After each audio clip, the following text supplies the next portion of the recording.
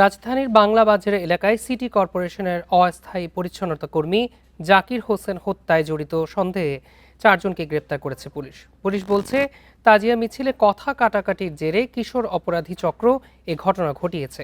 পরিবারের দাবি, সিটি কর্পোরেশনের কাজে শুক্রবার জুমার নামাজের পর বাংলা বাজার এলাকায় যান জাকির।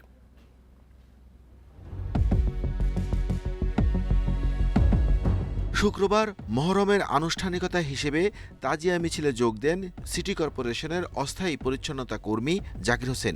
সেখানেই আক্রান্ত হন তিনি। চিকিৎসকদের মতে অতিরিক্ত রক্তক্ষরণে মারা যান জাকির হোসেন। প্রত্যক্ষদর্শীরা বলছেন, কিশোরদের একটি চক্রের সদস্যরা দেশীয় অস্ত্রে সজ্জিত হয়ে জাকিরের উপর ঝাঁপিয়ে পড়ে। চাকু মারছে, এবার ওই ছেলে দৌড়াইয়া এনে পলানের জন্য আসছে, তো যাইতে পারে না কোথায়, ওখানে এখানে বই আবার কোপাইছে। আমরা এখানে বসা ছিলাম, এইখানে আমরা 4-5 জন বসে দেখছি। ওখান থেকে ধারালো অস্ত্র সহ 8-10 জন কিশোর গ্যাং হইতে পারে। জাকিরের পরিবার বসবাস করে রাজধানীর আজিমপুর কবরস্থান সংলগ্ন এতিমখানা এলাকায়। পরিবারের সদস্যরা জানায়, শুক্রবার সিটি কর্পোরেশনের কাজের কথা বলে জুম্মার নামাজের আগে বেরিয়ে যান জাকির। তার স্ত্রী দাবি করেন, এলাকায় জাকিরের কোনো শত্রু ছিল না। সবার সঙ্গে মিলেমিশে থাকতেন 3 সন্তানের জনক জাকির হোসেন। যেভাবে আমার স্বামীকে খুন করেছে, ওদেরও হত্যার বিচার চাই, আমি অধিকার চাই।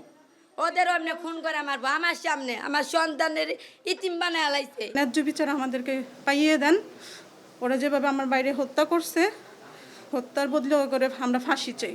এই ঘটনায় কিশোর অপরাধী চক্রের সদস্যরা জড়িত বলে মনে করে পুলিশ। তাদের ধারণা, কথা কাটাকাটির জের ধরে এই ঘটনা ঘটেছে।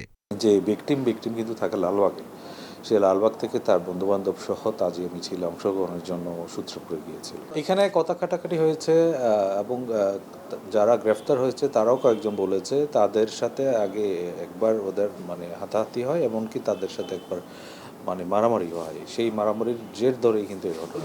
হামলায় 14 থেকে 15 জন দেশীয় অস্ত্রধারী সন্ত্রাসী জড়িত আছে উল্লেখ করে জাকিরের ছোট ভাই শান্ত হোসেন রাজধানীর সূত্রাপুর থানায় মামলা করেন। Arafatur Rahman, independent news, Dhaka.